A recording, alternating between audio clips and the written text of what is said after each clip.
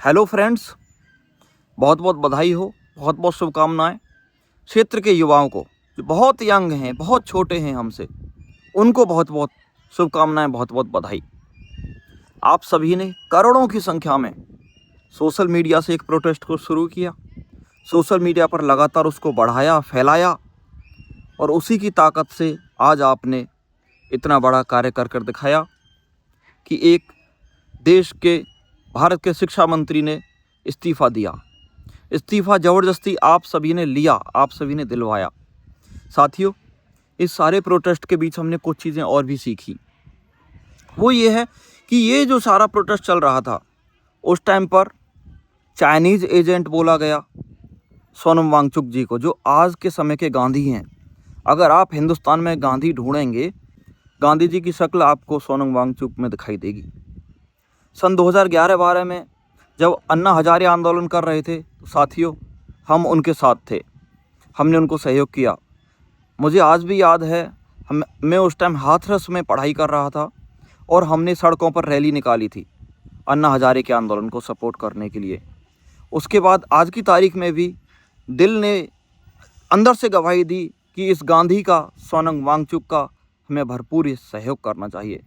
साथियों हम गए, लेकिन इन सब के बीच आपने देखा होगा कि कुछ लोग यहाँ पर चाइनीज़ एजेंट ढूंढ रहे हैं, कुछ लोग टुकड़े टुकड़े गैंग ढूंढ रहे थे इसी आंदोलन में, और बहुत सारे लोग इसका पाकिस्तान से कनेक्शन ढूंढ रहे थे।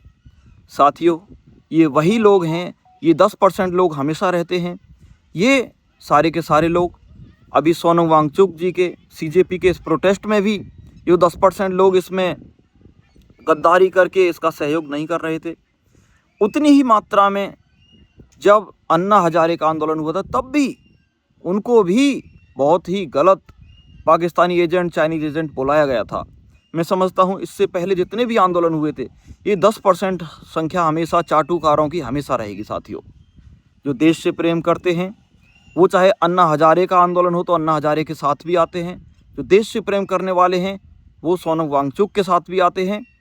लेकिन जो कुछ गुलाम भी साथ साथ होते हैं, जो इन दोनों के साथ नहीं आएंगे, वो सत्ता की गुलामी करते हैं। अगर यहीं अंग्रेज़ों के राज में आप चले जाइए, तो उस टाइम भी 10% लोग ऐसे रहे होंगे जो कि अंग्रेज़ों की सरकार को अच्छा बताते हुए उनकी चाटुकारिता ज़रूर करते होंगे और महात्मा गांधी का विरोध ज़रूर करते होंगे।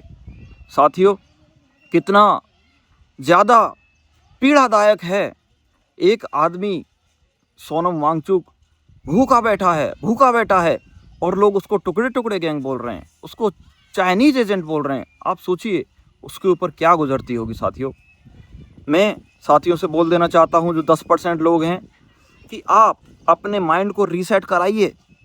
आपने शब्द सुना होगा माइंड वॉश जो शब्द सुना है आपने, आपका वो माइंड वॉश हो चुका है। जिन्होंने शिक्षा को लेकर इस प्रोटेस्ट को सहयोग नहीं किया, साथियों आपका माइंड वॉश हो चुका है।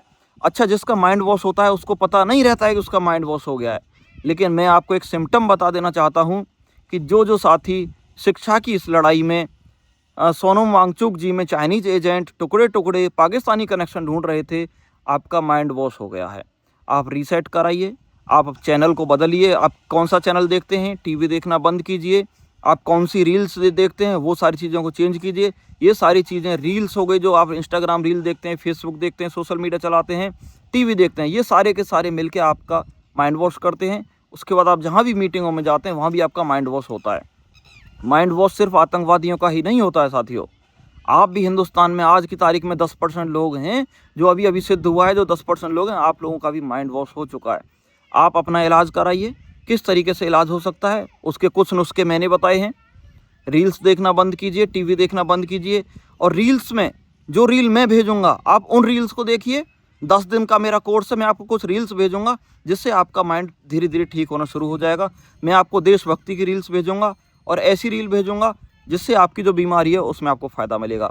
आप उन रील्स को बार बार देखेंगे, उनको लाइक करेंगे, कमेंट शेयर करेंगे, तो आपकी इंस्टाग्राम की फीड ठीक हो जाएगी, देशभक्ति की फीड हो जाएगी। आज एक चीज़ और सिद्ध हो गई है कि शिक्षा को लेकर ये देश एक हो जाता है। आने वाली सरकारें, विभिन्न राज्यों की सरकारें इस चीज़ को भी समझ लें कि अगर आप शिक्षा पर प्रहार करोगे, जिस तरीके से आपने स्कूलों को, सरकारी स्कूलों को बंद करने का जो ट्रेंड चलाया हुआ है, आप समझ लेना मुख्यमंत्री का भी इस्तीफा हो जाएगा। शिक्षा के साथ छेड़छाड़ मत कीजिए, शिक्षा को इम्प्रूव करने की लगातार कोशिश कीजिए। अगर कोई भी नेता, मुख्यमंत्री किसी भी राज्य का हो, अगर शिक्षा को कमज़ोर करने की कोशिश करेगा तो इस्तीफा मुख्यमंत्री का भी हो जाएगा। ये सिद्ध हो गया है। आंखें खोल लो, सीख जाओ, सुधर जाओ, शिक्षा को मजबूत करो, शिक्षा का बजट बढ़ाओ। इन्हीं शब्दों के साथ अपनी बात को समाप्त करता हूँ। पूरे हिंदुस्तान के लिए बहुत बहुत शुभकामनाएं।